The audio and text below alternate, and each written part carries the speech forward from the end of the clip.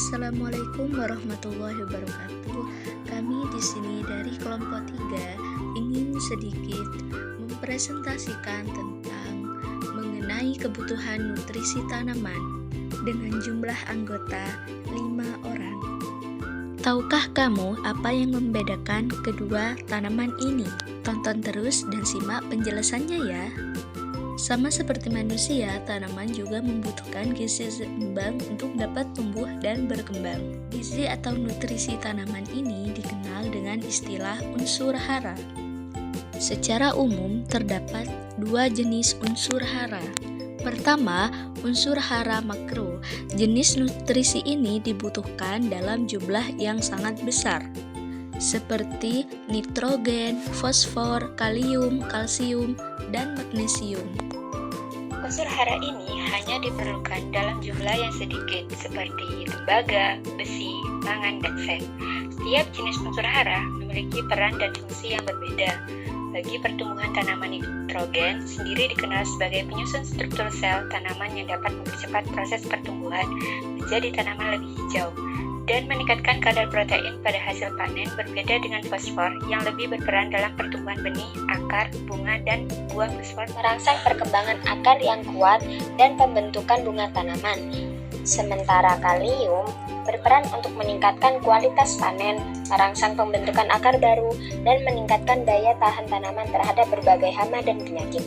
Jika kalian gemar berpupuk atau bertani, jangan lupa untuk selalu memperhatikan nutrisi tanaman ya. Jika tidak terpenuhi, tanaman tidak akan tumbuh dengan baik, sehingga hasil panen pun menjadi kurang optimal. Lantas, bagaimana kita dapat mengetahui jika tanaman itu kekurangan nutrisi?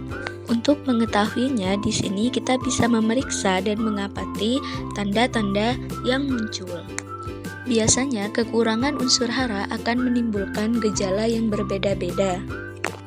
Kita bisa ambil contoh dari nitrogen, yang mana pada saat kekurangan nitrogen, tanaman akan terlihat kurus dan kecil, daunnya pun mulai menguning, mengering, hingga akhirnya rontok. Berbeda dengan magnesium yang ditandai dengan munculnya bercak kuning pada bagian daunnya. Lalu, bagaimana dengan kalsium? Saat kekurangan unsur hara ini, tanaman akan mengalami perubahan warna kekuningan pada tepi daun hingga ke tulang daun muda.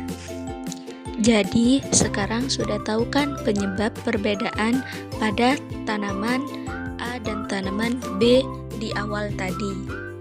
Ya, tanaman A di sini terlihat lebih sehat dan segar karena kebutuhan nutrisinya terpenuhi dengan baik. Pada dasarnya, unsur hara yang dibutuhkan tanaman sudah tersedia secara alami di dalam tanah. Namun, jumlahnya sangat terbatas, sehingga belum cukup untuk memenuhi seluruh kebutuhan tanaman. Mungkin hanya itu yang dapat kami sampaikan. Kurang lebihnya mohon maaf. Wassalamualaikum warahmatullahi wabarakatuh.